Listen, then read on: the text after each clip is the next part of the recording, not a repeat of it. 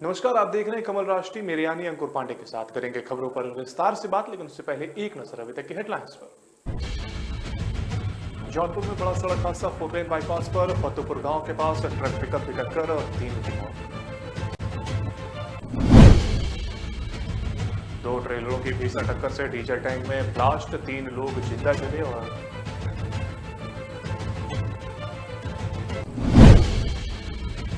CM Shinde का ऐलान, petrol diesel पर वैट होगा कम, अजीत पवार होंगे विधानसभा में नेता विपक्ष। कार और पिकअप की टक्कर में 4 लोगों की मौत, 3 गंभीर घायल, खाटू श्याम के दर्शन करने जा रहे थे सभी 5। द्रौपदी मुर्मू ने शिबू सोरेन के घर जाकर की मुलाकात, राष्ट्रपति चुनाव के मांगा समर्थन।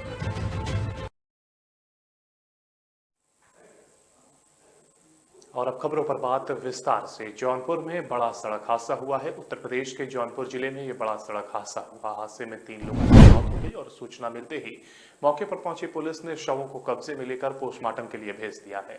पुलिस ने जांच शुरू कर दी है। जानकारी के अनुसार जौनपुर में बदलापुर कोतवाली इलाके के वाराणसी लखनऊ 4 लेन हाईवे पर मंगलवार की भोर लगभग 3 बजे के ट्रक और पिकअप में ये जोरदार टक्कर हो गई।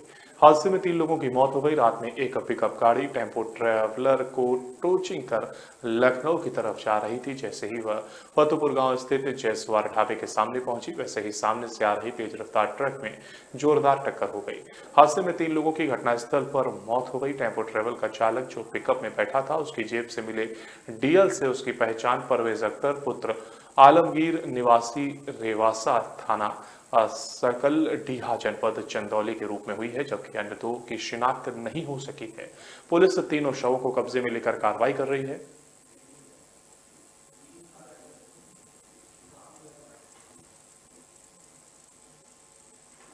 दो ट्रेलरों की भीषण टक्कर से डीजल टैंक में ब्लास्ट हो गया।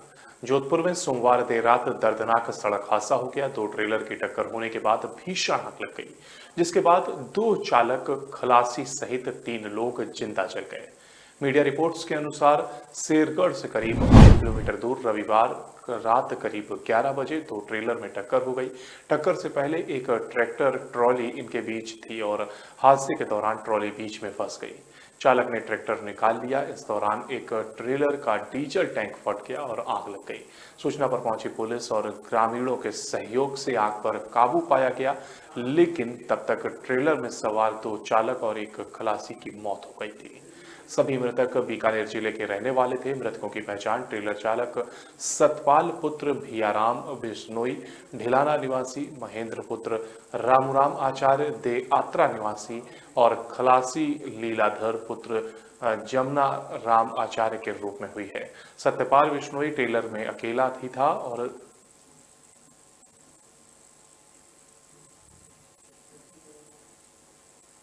सीएम शिंदे का ऐलान। महाराष्ट्र में पिछले कुछ दिनों से चल रहा सियासी ड्रामा धीरे धीरे शांत हो रहा है। नई सरकार का गठन हो चुका है। एकनाथ शिंदे मुख्यमंत्री पद की शपथ ले चुके हैं। फडणवीस उप मुख्यमंत्री बने हैं और इस बीच विधानसभा के विशेष सत्र का आज दूसरा दिन है। इस दौरान विधानसभा की कार्यवाही शुरू हो गई और पहले ध्वनिमत से बहुमत पर फैसला होना था। हालांकि विपक्ष ने इस पर ऐतराज जताया और इसके बाद मतदान के जरिए कार्रवाई शुरू की गई। शिंदे के पक्ष में 164 वोट पड़े। उन्होंने विश्वास मत हासिल कर लिया। महाराष्ट्र के मुख्यमंत्री एकनाथ शिंदे ने सोमवार को शिवसेना अध्यक्ष उद्धव ठाकरे घेरे रखने वालों पर निशाना साधा और शिवसेना सांसद संजय राउत पर परोक्ष रूप से हमला किया, जिन्होंने गुवाहाटी में डेरा डाले हुए बागी विधायकों की कड़ी आलोचना की थी और किसी ने हमें गुवाहाटी में देवी कामाख्या को अर्पित करने के लिए बैल नर भैंस के रूप में वर्णित किया। देवी ने हमें बताया कि वह बहुत ज्यादा बात करने वाला बैल नहीं चाहती। शिंदे ने विधानसभा में बहुमत परीक्षण जीतने के बाद राउत पर निशाना साधा। गुवाहाटी के एक होटल में अपने प्रवास के दौरान बागी विधायकों ने एक खुला पत्र लिखा था, जिसमें उन्होंने ठाकरे के आसपास की मंडली को फटकार लगाई और राउत को रांकपा का पसंदीदा आदमी करार दिया। मुख्यमंत्री ने कहा कि 10 जून को हुए राज्यसभा चुनाव के वक्त शिवसेना का एक उम्मीदवार हार गया था और अब ऐसा लगता है कि एक और उम्मीदवार को चुनाव हार जाना चाहिए। राज्यसभा चुनावों में शिवसेना द्वारा मैदान में उतारे गए 2 उम्मीदवारों में राउत जीते, लेकिन एक अन्य उम्मीदवार संजय पवार भाजपा के धनंजय महाडिक से हार गए थे।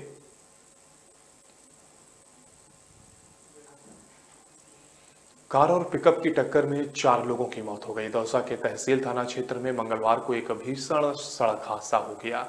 कार और पिकअप की टक्कर में 4 लोगों की मौत हो गई तो वहीं दुर्घटना में 3 लोग गंभीर रूप से घायल हो गए।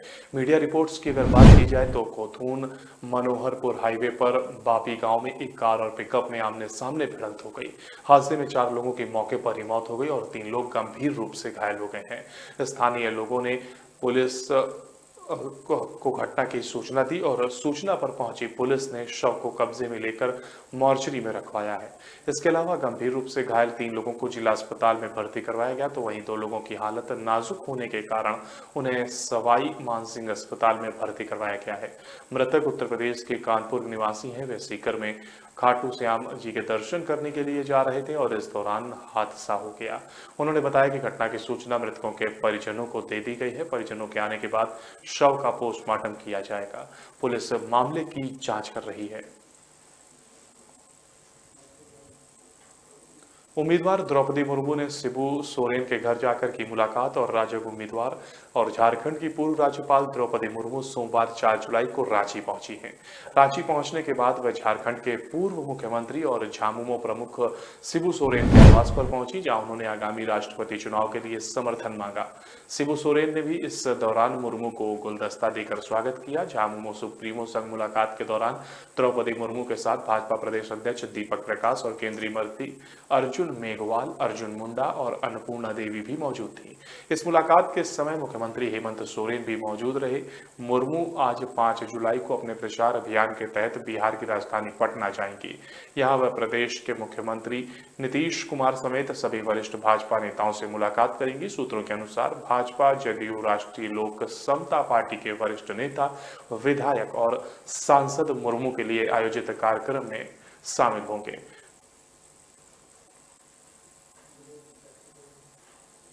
और इसी के साथ यहाँ पर हम रुक रहे हैं एक ब्रेक के लिए। तब तक के लिए एक नजर अभी तक की सुर्खियों पर। जौनपुर में बड़ा सड़क हादसा, 4 लेन बाईपास पर फतेहपुर गांव के पास ट्रक पिकअप की टक्कर, 3 की मौत।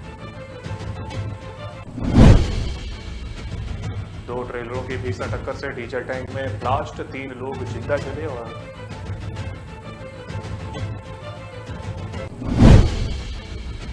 सीएम शिंदे का ऐलान, पेट्रोल डीजल पर वैट होगा कम, अजीत पवार होंगे विधानसभा में नेता विपक्ष। कार और पिकअप की टक्कर में 4 लोगों की मौत, 3 गंभीर घायल। खाटू श्याम के दर्शन करने जा रहे थे सभी 5। द्रौपदी मुर्मू ने शिबू सोरेन के घर जाकर की मुलाकात, राष्ट्रपति चुनाव के मांगा समर्थन।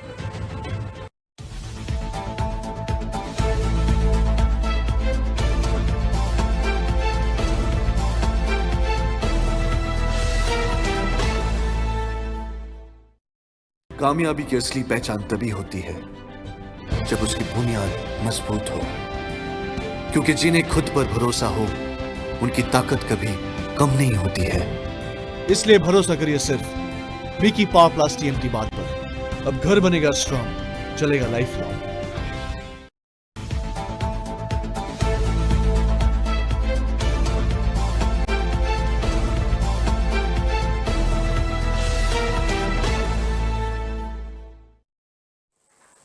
तो ब्रेक के बाद एक बार फिर आपका स्वागत है। बढ़ते हैं अगली खबर की ओर। 13,000 नए कोरोना संक्रमित मिले हैं। देश में बीते 24 घंटे में 13,000 से ज्यादा नए कोरोना संक्रमित मिले और इस दौरान 19 लोगों की मौत हो गई।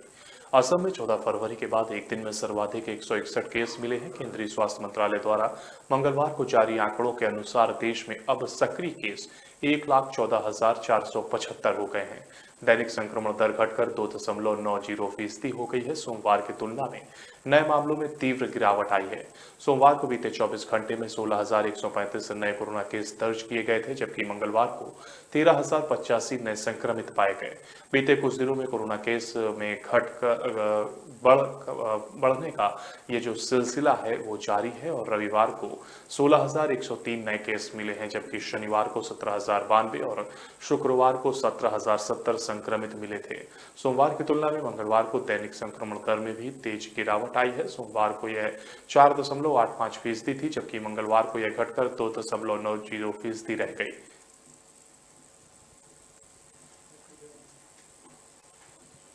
भाजपा ने यशवंत सिन्हा के बयान को बताया बुरी मानसिकता वाला। राष्ट्रपति चुनाव के लिए संयुक्त विपक्षी उम्मीदवार यशवंत सिन्हा की रबर स्टैंप राष्ट्रपति टिप्पणी के लिए भाजपा के राष्ट्रीय महासचिव सी.टी. रवि ने उन्हें निशाने पर लिया। सी.टी. रवि ने कहा कि एक आदिवासी महिला इस पद के लिए सक्षम नहीं है। सिन्हा का यह उनकी बुरी मानसिकता को दर्शाता है और वह उस सवाल पर प्रतिक्रिया दे रहे थे जिसमें सिन्हा ने चुनाव के लिए भाजपा नीत राजग की उम्मीदवार द्रौपदी मुर्मू से आग्रह किया था कि जीतने के बाद वह रबर स्टैंप राष्ट्रपति न बने।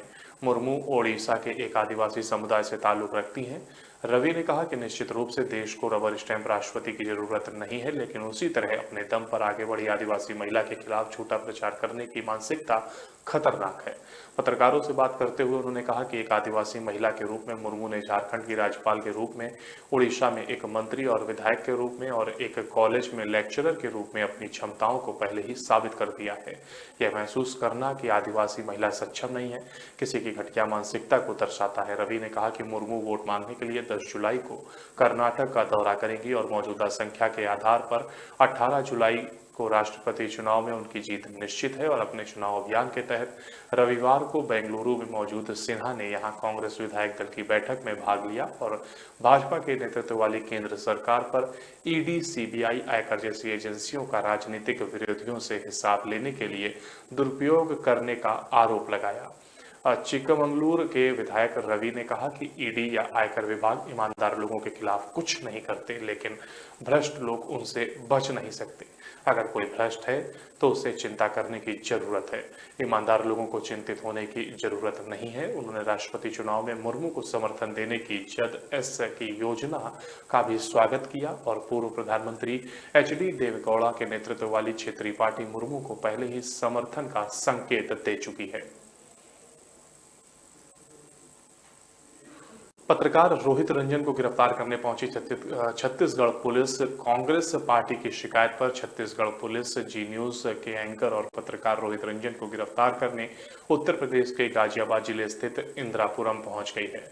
मुश्किलों में पुलिस को घिरा देख एंकर ने योगी सरकार और स्थानीय प्रशासन से मदद की गुहार लगाई है। रोहित के खिलाफ कांग्रेस के पूर्व अध्यक्ष राहुल गांधी के खिलाफ फर्जी खबर फैलाने का आरोप है।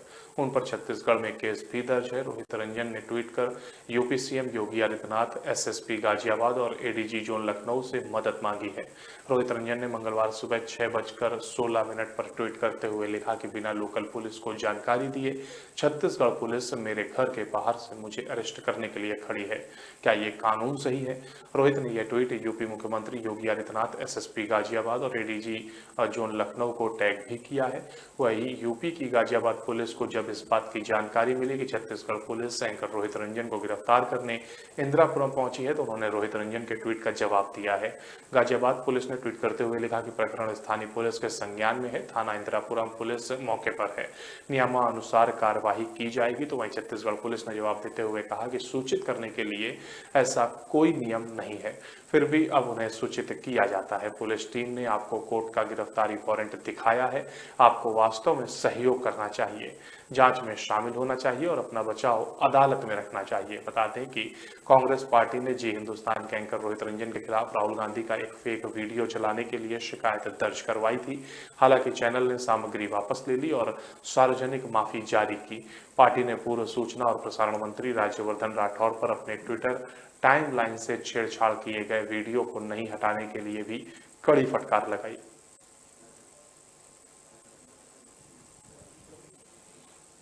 महंगाई और बेरोजगारी के लिए मोदी नहीं, मुगल जिम्मेदार। एआईएमआईएम के प्रमुख व लोकसभा सांसद असदुद्दीन ओवैसी ने पीएम नरेंद्र मोदी पर तंज कसा है। उनकी पार्टी ने एक वीडियो ट्वीट किया जिसमें ओवैसी ने कई मुद्दों पर केंद्र सरकार पर निशाना साधा है। ओवैसी ने कहा कि देश में महंगाई, बेरोजगारी के लिए मोदी नहीं, मुगल जिम्मेदार हैं। बच्चों के पास नौकरी नहीं है, इसके लिए बादशाह अकबर जिम्मेदार हैं। ताजमहल नहीं होता तो 40 रुपए में पेट्रोल मिलता। एआईएमआईएम के ट्विटर हैंडल से साझा किए गए वीडियो में ओवैसी ने एक सभा को संबोधित करते हुए ये बातें कही। वे आगे कहते हैं, भारत के युवा अगर बेरोजगार हैं, महंगाई आसमान छू रही है, डीजल 100 रुपए के पार है। यकीनन इसके लिए पीएम मोदी नहीं, औरंगजेब जिम्मेदार है। पेट्रोल 104 रुपए का है, इसके जिम्मेदार ताजमहल बनाने वाला है। अगर ताजमहल नहीं बना होता तो पेट्रोल आज 40 रुपए में मिलता। मैं मानता हूं कि ताजमहल लाल किला बनाकर मुगलों ने गलती की, वो पैसा बचाकर रखना था। असदुद्दीन ओवैसी ने सवाल किया कि क्या भारत में सिर्फ मुगलों की सरकारें थी? उनसे पहले अशोक चंद्रगुप्त की भी तो हुकूमत थी। लेकिन भाजपा की आंखों में सिर्फ मुगल दिखते हैं। एक आंख में मुगल, दूसरी में पाकिस्तान दिखता है। हमें ना मुगलों से लेना है और ना पाकिस्तान से मतलब है। जिन्ना से हमें क्या करना? हमने जिन्ना के पैगाम को ठुकरा दिया था। आज़ादी के 75 साल का जश्न हम 15 अगस्त को मनाने जा रहे हैं। भारत में जितने मुस्लिम हैं वो इस बात की गवाही देते हैं कि उनके दादा और परदादा ने पाकिस्तान के पैगाम को ठुकराया था। ओवैसी ने कहा कि भारत हमारा वतन है और हम भारत को नहीं छोड़ेंगे। भारत को छोड़कर जाना तो दूर की बात, हम जिंदा भी रहेंगे तो इसी धरती पर सीना तान कर रहेंगे और मरेंगे भी तो इसी जमीन के अंदर जाएंगे। फारूक और महबूबा ने घोषणा की। नेशनल कॉन्फ्रेंस और पीडीपी ने कहा कि गुपकार घोषणा पत्र गठबंधन पीएजीडी जम्मू कश्मीर में मिलकर विधानसभा चुनाव लड़ेगा। ये दोनों पार्टियां पीएडीजी के मुख्य घटक दल हैं और नेका अध्यक्ष एवं पीएजीडी के प्रमुख डॉक्टर फारूक अब्दुल्ला ने कहा है कि हम एक साथ चुनाव लड़ेंगे। जम्मू कश्मीर पीपुल्स मूवमेंट का नाम लिए बगैर कहा कि एक राजनीतिक दल है जिसने कहा कि उसने गठबंधन छोड़ दिया है। सच्चाई ये है कि वे गठबंधन का हिस्सा नहीं थे, वे हमें भीतर से तोड़ने आए थे। कहा सरकार जब चाहे चुनाव करा सकती है, जब बाढ़ आई तब भी चुनाव हुए थे, तो अब क्यों नहीं हो सकते?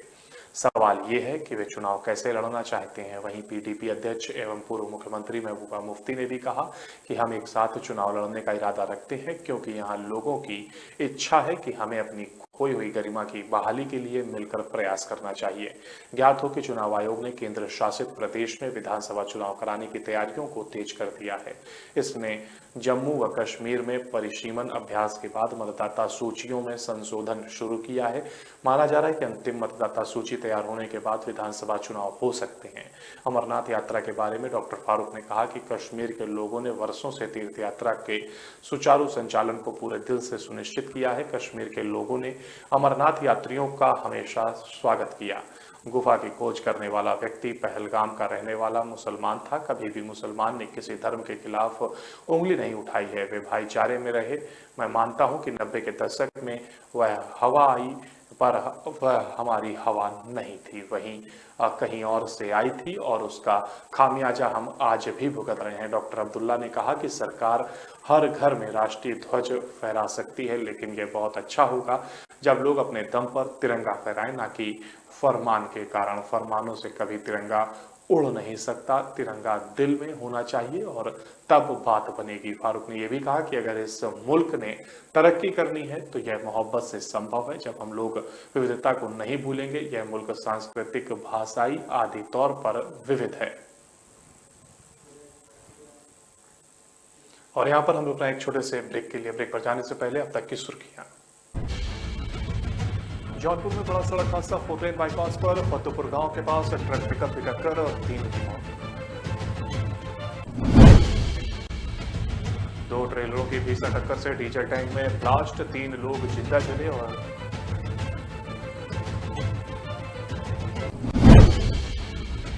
सीएम शिंदे का ऐलान, पेट्रोल डीजल पर वैट होगा कम। अजीत पवार होंगे विधानसभा में नेता विपक्ष।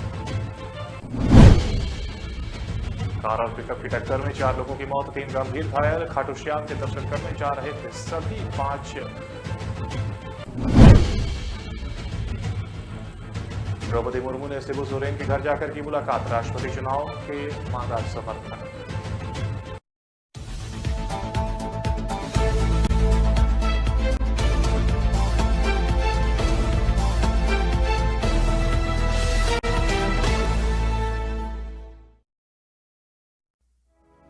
लोग मुझे कभी बहुत अच्छा समझते हैं, कभी बहुत बुरा। भगवान जैसे है हमारे लिए। एनी टेस्ट जरूरी है क्या? जान बचाई है मेरे बेटे की। ठीक से देखा ही नहीं, सिर्फ 2 मिनट। लोगों की बातों का असर मैं अपने काम पे नहीं पड़ने देता। मैं जो करता हूँ वो अपने पेशेंस के लिए करता हूँ। अगर मेरे पास सिर्फ 2 मिनट है तो शायद इसलिए क्योंकि कोई और क्रिटिकल है। अगर मैं 1 से ज्यादा टेस्ट करवा रहा हूं वो इसलिए क्योंकि मेरे ट्रीटमेंट में डाउट की जगह नहीं। अगर मैं स्ट्रिक्ट या इंसेंसिटिव हूं वो इसलिए क्योंकि आपकी हेल्थ सबसे इंपॉर्टेंट है। तो लोग मुझे चाहे अच्छा समझे या बुरा, मैं उनसे कहता हूं थैंक यू, क्योंकि वो मुझे रोकते नहीं बल्कि याद दिलाते हैं कि मुझे मेरे पेशेंट्स के लिए क्या करना है।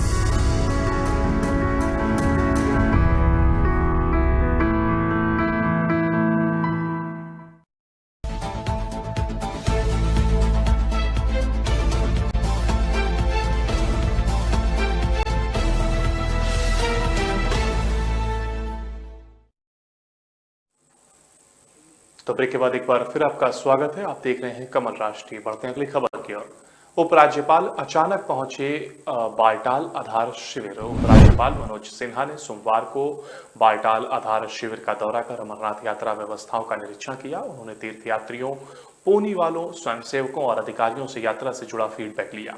कहा, सरकार ने इस बार सुरक्षित और सुगम यात्रा सुनिश्चित करने के लिए पर्याप्त व्यवस्था की है। अधिकारियों को यात्रा मार्ग और आधार शिविर के साथ ठहरने, भोजन, स्वास्थ्य सुविधाओं, स्वच्छता अभियान का नियमित निरीक्षण करने के निर्देश दिए। उपराज्यपाल ने नियंत्रण कक्ष का भी निरीक्षण किया। उपायुक्त गांदरबल ने बिजली, पानी की आपूर्ति, स्वच्छता, शौचालय इकाइयों, ग्रामीण हाट, स्ट्रीट लाइट, पशु चिकित्सा सेवाओं, फायर टेंडर, यातायात की स्थिति आदि व्यवस्थाओं के बारे में बताया गया कि विभिन्न स्थानों पर पर्याप्त मोबाइल ऑक्सीजन यूनिट स्थापित किए गए हैं। आपात स्थिति से निपटने के लिए संवेदनशील स्थानों पर कर्मियों और मशीनरी को तैनात किया गया है। यात्रियों, हितधारकों और लंगर प्रबंधन समितियों से बातचीत में उपराज्यपाल ने यात्रा के अनुभवों के बारे में जानकारी दी। उन्होंने सुरक्षित आध्यात्मिक यात्रा के लिए शुभकामनाएं दी। Shri Amarnath ji shrine board SASB अब सुविधाओं में सुधार के लिए तीर्थयात्रियों से फीडबैक मांगेगा। वहीं आपको बता दें कि जो ये यात्रा है उसको अच्छे तरीके से व्यवस्थित कर, संपन्न कर लोग लौट पाएंगे।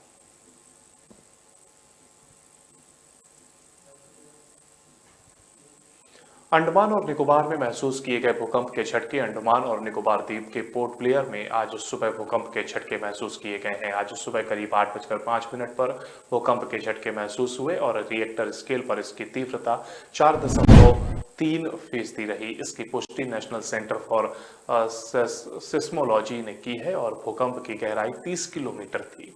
धरती मुख्य तौर पर 4 परतों में बनी होती है: inner core, outer core, mental और क्रस्ट और ऊपरी मेंटल कोर को लिथोस्फेयर कहते हैं और ये 50 किलोमीटर की मोटी परत कई वर्गों में बटी हुई है, जिसे टेक्टोनिक प्लेट्स कहते हैं। ये टेक्टोनिक प्लेट्स अपनी जगह पर कंपन करती रहती हैं और जब इस प्लेट में बहुत ज्यादा कंपन हो जाती है तो भूकंप महसूस होता है। भूकंप का केंद्र वह स्थान होता है जिसके ठीक नीचे प्लेटों में हलचल से धरती हिलने लगती है और इस स्थान पर या इसके आसपास के क्षेत्रों में भूकंप का असर ज्यादा होता है। अगर रिएक्टर स्केल पर 7 या इससे अधिक की तीव्रता वाला भूकंप है तो आसपास के 40 किलोमीटर के दायरे में झटका तेज होता है।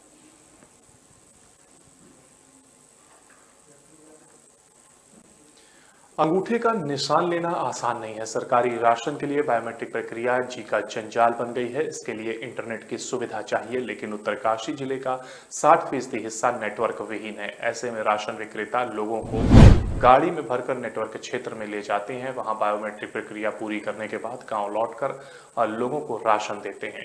उत्तरकाशी जिले में 77,000 राशन कार्ड धारक हैं और सरकारी सस्ते गल्ले की 556 दुकानें हैं। शासन ने सरकारी राशन की कालाबाजारी रोकने के लिए बायोमेट्रिक प्रणाली अनिवार्य कर दी है। इसके तहत राशन देने से पहले उपभोक्ता के अंगूठे के निशान ऑनलाइन मिलान करना होता है।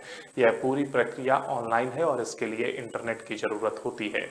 उत्तरकाशी जिले में करीब 60% क्षेत्र नेटवर्क विहीन है। मोरी विकास खंड के लगभग पूरा हिस्सा में ही नेटवर्क नहीं है। ऐसे में जनपद के राशन विक्रेताओं के लिए व्यवस्था परेशानी का कारण बन गई है। सरकारी सस्ता गल्ला विक्रेता एसोसिएशन के जिलाध्यक्ष कृष्णा ने बताया कि कई बार राशन विक्रेता उपभोक्ताओं को वाहन में भरकर नेटवर्क क्षेत्र में ले जाते हैं, लेकिन कई बार वहां भी नेटवर्क गायब मिलता है।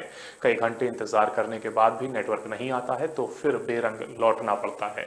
हमें बायोमेट्रिक प्रणाली से दिक्कत नहीं है, लेकिन रिचार्ज के लिए धनराशि उपलब्ध कराई जाए, साथ ही नेटवर्क की समस्या का भी समाधान किया जाए। जनपद में नेटवर्क की समस्या के संबंध में शासन को अवगत कराया गया है। जल्द ही इस संबंध में कोई निर्णय लिया जाएगा। फिलहाल राशन का वितरण नहीं रोका गया है।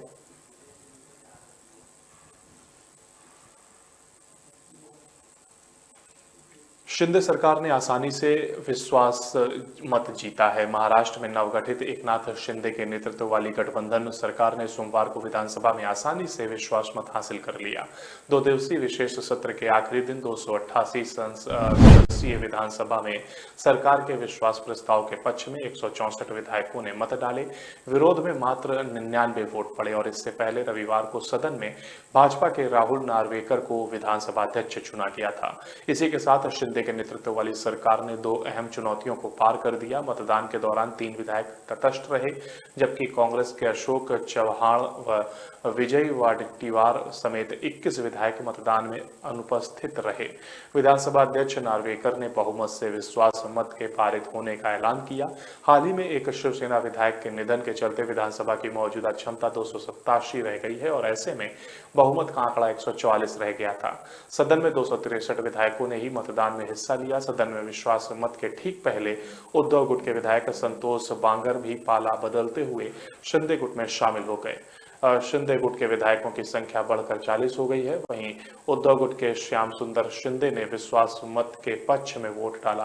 विधानसभा में अपने पहले भाषण में भावुक शिंदे ने शिवसेना का नाम लिए बिना कहा कि उन्हें पार्टी में लंबे समय तक दबाया गया। बगावत उनके साथ अनुचित व्यवहार का परिणाम है। एक हादसे में मृत 2 बच्चों का जिक्र करते हुए उनका गला भराया। फडणवीस ने कहा कि सदन में ईडी के नारे लग रहे थे और ये सही है कि नई सरकार ईडी द्वारा बनाई गई और इस ईडी का मतलब है एकनाथ व देवेंद्र। शिंदे गुट ने बहुमत हासिल करने के बाद विहिप का उल्लंघन करने पर आदित्य ठाकरे को छोड़ उद्धव गुट के अन्य विधायकों के खिलाफ अध्यक्ष नार्वेकर से अयोग्यता कार्यवाही शुरू करने का अनुरोध किया है।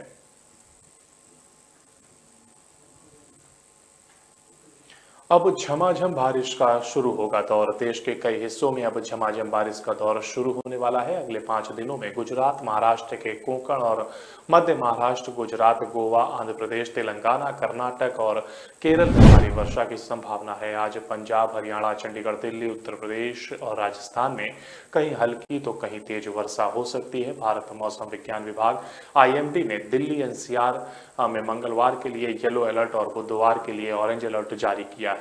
आज दिल्ली में बादल छाए रहेंगे और हल्के से मध्यम बारिश होगी। सोमवार को दिल्ली वासी उमस से फिर बेहाल हुए और यदि आज बारिश हुई तो उन्हें राहत मिल सकती है। मौसम विभाग के अनुसार 5 से 8 जुलाई तक देश के मध्य पश्चिमी व उत्तर पश्चिमी राज्यों में झमाझम बारिश होगी। पंजाब, हरियाणा, चंडीगढ़, दिल्ली, उत्तर प्रदेश, मध्य प्रदेश, महाराष्ट्र और राजस्थान के विभिन्न हिस्सों में अच्छी बारिश की संभावना है। तो वहीं 7 और 8 जुलाई को पंजाब, हरियाणा, चंडीगढ़, दिल्ली में भारी वर्षा, 6 जुलाई को पश्चिमी उत्तर प्रदेश, 4 से 8 जुलाई को पूर्वी राजस्थान और 5 से 8 जुलाई के बीच पश्चिमी और पूर्वी राजस्थान में बहुत भारी वर्षा की संभावना है। मौसम विभाग ने गुजरात में अगले 5 दिनों में भारी वर्षा की संभावना जताई है और इसे देखते हुए राज्य सरकार ने सौराष्ट्र और दक्षिण गुजरात में राष्ट्रीय आपदा राहत बल NDRF की टीमों को तैनात किया है। ये टीमें आणंद, नवसारी, गिर सोमनाथ, राजकोट, गांधीनगर, सूरत और बानसकांठा में तैनात की गई हैं। दक्षिण पश्चिम मानसून देश भर में छा गया है।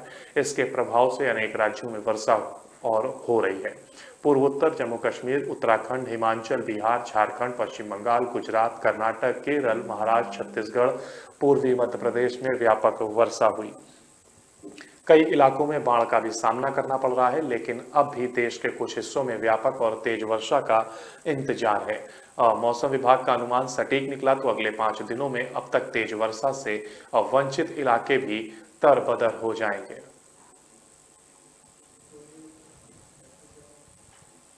और इसी के साथ हमारे इस बुलेटिन कमल राष्ट्रीय में फिलहाल इतना ही। बाकी की तमाम अपडेट्स के लिए आप लगातार बने रहिए हमारे साथ। नमस्कार।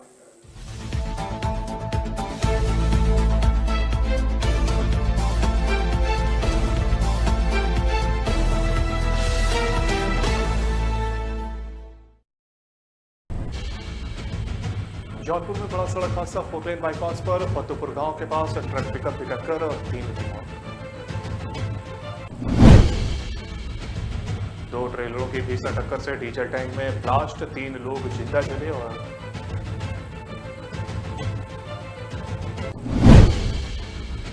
सीएम शिंदे का ऐलान, पेट्रोल डीजल पर वैट होगा कम, अजीत पवार होंगे विधानसभा में नेता विपक्ष। कार और पिकअप की टक्कर में 4 लोगों की मौत, 3 गंभीर घायल, खाटू श्याम के दर्शन करने जा रहे थे सभी 5। द्रौपदी मुर्मू ने शिबू सोरेन के घर जाकर की मुलाकात, राष्ट्रपति चुनाव के मांगा समर्थन।